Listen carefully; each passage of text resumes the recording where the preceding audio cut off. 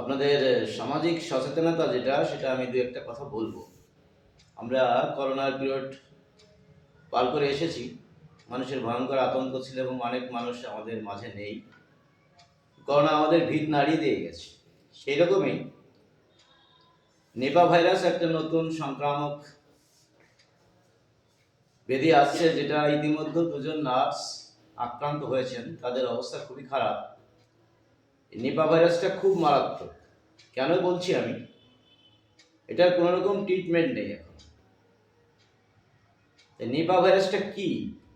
এটার মেইন বাহক হচ্ছে বাদর।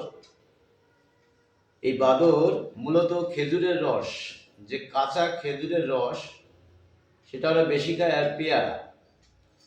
এই দুটো জিনিস, এই যে সিচুয়েশন চলছে এই টাইম অফ পিরিয়ড, খাওয়া যাবে না, একদম অ্যাভয়েড করে চলবে। তাছাড়া যে সমস্ত ফল ফলাদি কাঁচা আছে, যেমন আপেল, নাশপাতি, ইভেন শশা, এগুলো আপনারা দেখে নেবেন যে কোনো রকম দাগ বা কোনো কিছু দাগ আছে কিনা। যদি দাগ সন্দেহ হয় সেটা খাবেনই না। আর যদি খেতে হয় সবচেয়ে ভালো হয় যদি সালটা ছাড়িয়ে খান, সবচেয়ে ভালো হয়। এবার একটা খেজুরের রস দেখুন, আপনি খেজুরের রসটা যখন ও খেলো তখন খেলেন, তখনও সংক্রমণ হতে পারে। বা আপনি রসটা পেড়ে নিয়ে গেছে, তারপরে দেখা গেলো খেজুরের সেই যে কাটা অংশে ও লালা দিয়ে চেটে দিল, সেখান থেকেও কিন্তু হতে পারে। শুধু এদের লালা নয়, ইভেন এদের ইউরিন এবং এদের যে টুলস, মানে মল, যেটা তার মাধ্যমে কিন্তু নিপা রোগ ছড়াবে। সুতরাং সবাইকে সতর্ক থাকতে হবে। এর উপসর্গ হচ্ছে জ্বর আসবে, গিটে ব্যথা থাকবে এবং মাসেলে প্রচুর ব্যথা হবে।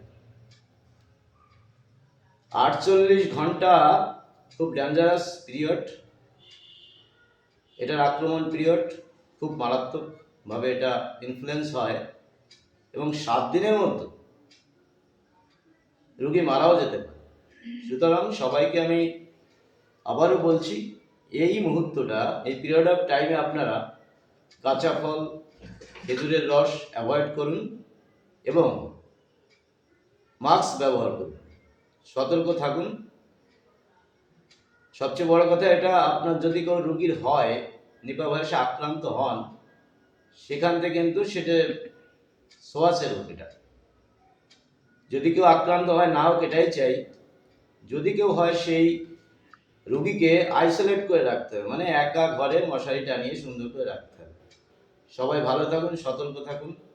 এই শুভ বার্তা, শুভ সন্ধ্যা।